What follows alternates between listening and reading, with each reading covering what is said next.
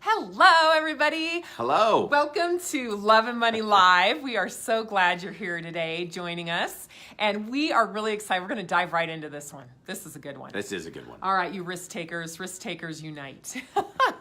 If you're a primary risk taker or a secondary risk taker, by the way, we have our money personality assessment online at themoneycouple.com. Make sure you know both of yours.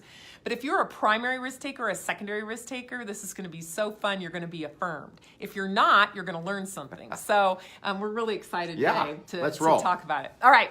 So first of all, just to give you a little bit of context, and we're going to talk about 3 really important questions to ask yourself when you're kind of assessing why you don't take risks or not. But this was so interesting that statistically, inaction is often a cost that non-riskers fail to calculate. Now, when surveyed,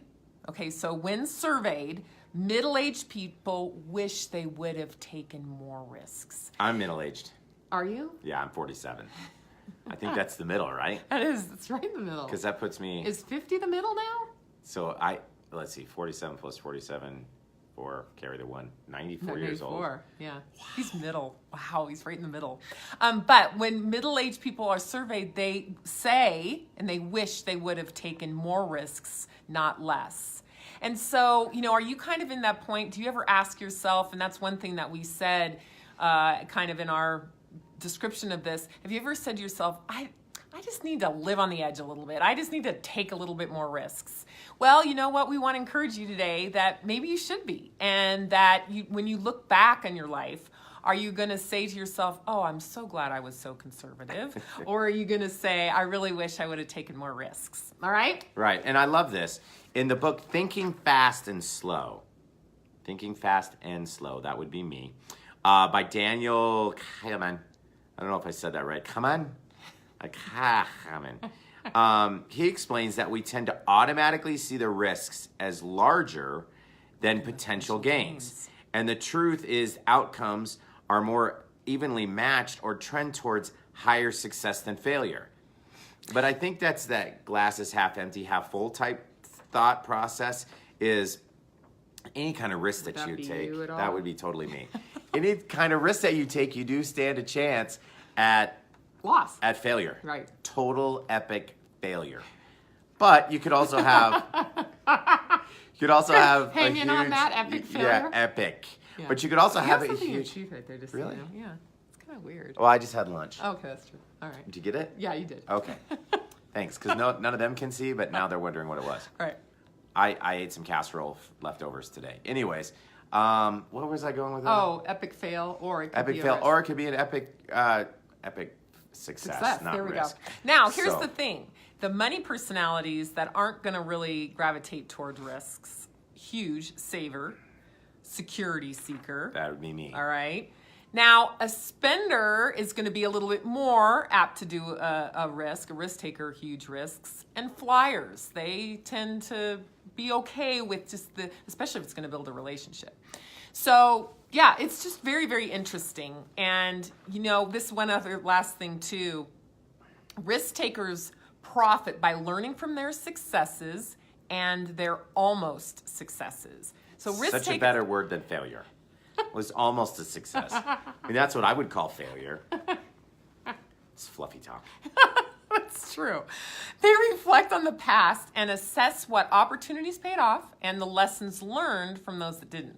And that is so true. I'm a huge because I'm secondary risk taker, I'm primary spender, secondary risk taker, and I am big on, what was successful, what wasn't successful. And you love to hear about the not successes. Okay, so in this Forbes article that we read, I just loved these 3 questions that you can ask yourself that can kind of maybe tip you over the edge. Today we're talking about 3 or 4 ideas of if you are feeling like, I need to live on the edge a little bit more. Need to take a risk. This could be like personally, this could be like physically, this could be business-wise. Yep. Totally. Any kind of risk, really. And at the end, we'll share one idea that I had that Scott said, not doing that. Don't risk a restaurant, though. Okay, restaurants are really risky. There's nothing worse than going to a place when you're really hungry and the restaurant's terrible. Yeah. Oh, you mean risk going to a restaurant? I thought you meant Right. starting a restaurant. Oh no, I business. love the restaurant industry. Okay. Yeah. All right, here we go. All right, so the first question to ask is, what would I do if I were being more courageous? So this is an exercise and a question to ask yourself. If you're like, if money wasn't an issue, if anything, if nothing matters, nothing is going to stop me, and there would be no consequences, asking yourself, what would I do if I was more courageous? So kind of putting on a courageous hat, if you will, a courageous mask, and saying, if I could be as completely courageous as I wanted, what would I do? This is a really fun exercise to do. Just write down, just totally brainstorm. There's no bad answers, but that's a really, if you're just thinking, you know what, I need to be a more courageous person, just get every idea you can out there. Yep. I like number 2. Okay. How will inaction, hence Scott Palmer, just being real with you.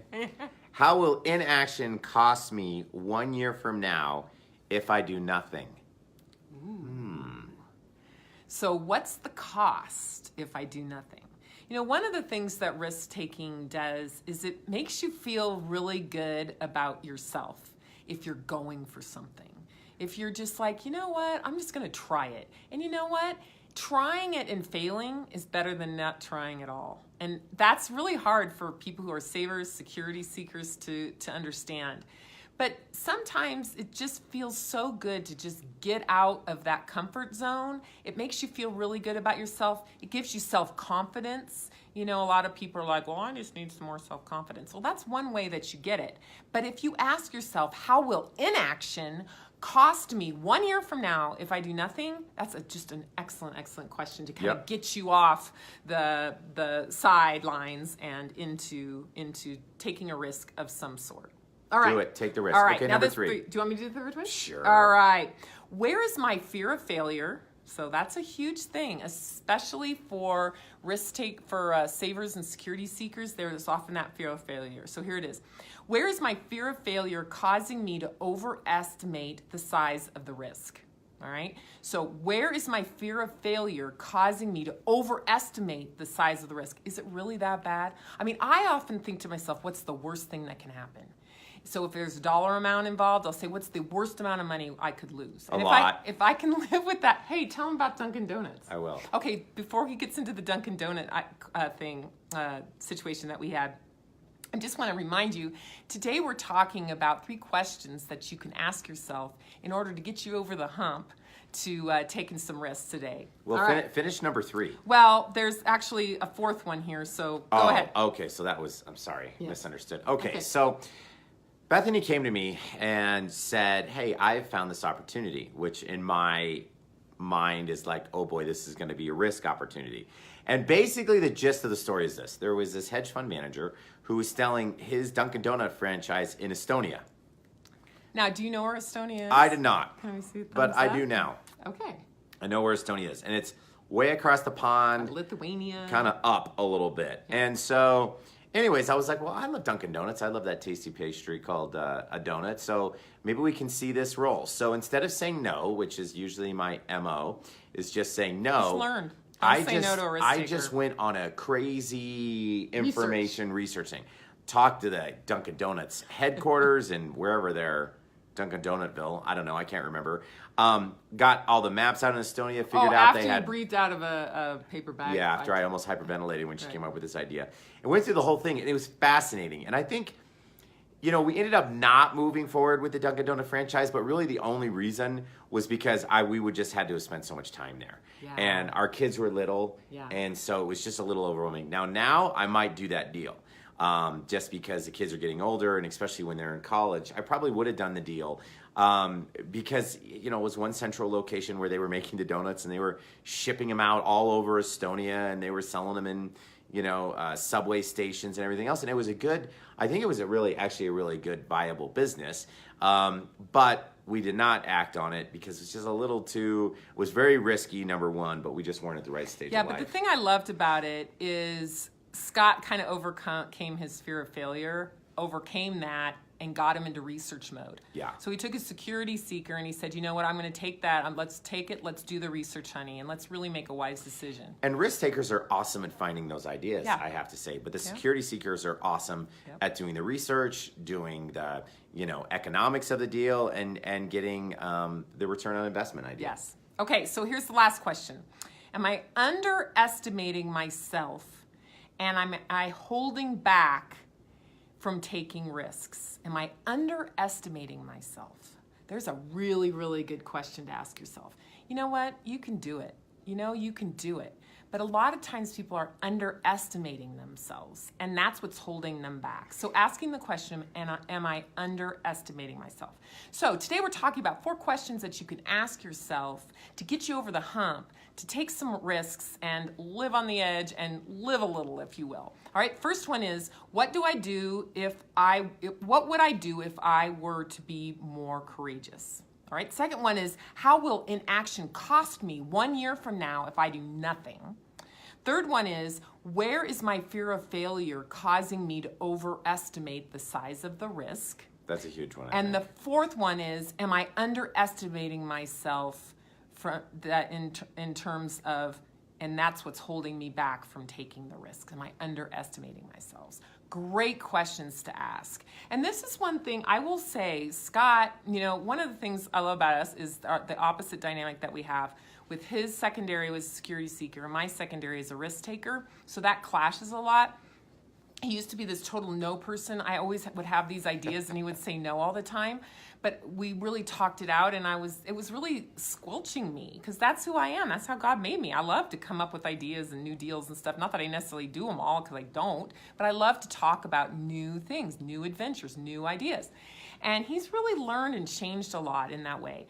A, he does the research, but B, I've seen him become more and learn how to answer some of these questions for himself, to take him over the edge, if you will, to some risk-taking opportunities. And it's really made our relationship a lot more adventurous and a lot more fun to me. And I think to Scott too. I love being a risk taker. Yeah. All right, I love taking the occasional risk. There you go. And he's really good at it. We're going to try this Indian restaurant I just found online. Oh, really? Yeah, we're going to an Indian restaurant. That's a risk, right? I don't really like Indian food, but should I try it anyway? Well, maybe you can... No. Get a you little either risk. like it or you don't. That's true. Well, I have to be honest. I haven't really... I hate that when people say, I have to be honest. I am going to be frank and honest and upfront. Haven't really tried it, so... I think this place... You should go for it? We should try it. All right. We're going to live on the edge. We're going to take some risks. There we go. By Scott Palmer, your security seeker. Absolutely. All right, everybody. It was so great to be with you. If you have any comments or questions or suggestions on how to live a little bit more on the edge, please comment. Give us a call. We would love to hear from you.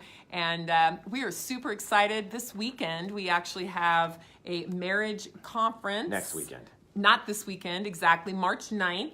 So maybe you're watching this before then. March 9th, the Magnificent Marriage Conference. Super excited. New Life Church in Colorado Springs, Colorado, 9 to noon. We'd love to see you there. Come join us. Make sure you sign up beforehand at newlifechurch.org, and we'll see you there. All right, signing off for today. And as always, make it happen.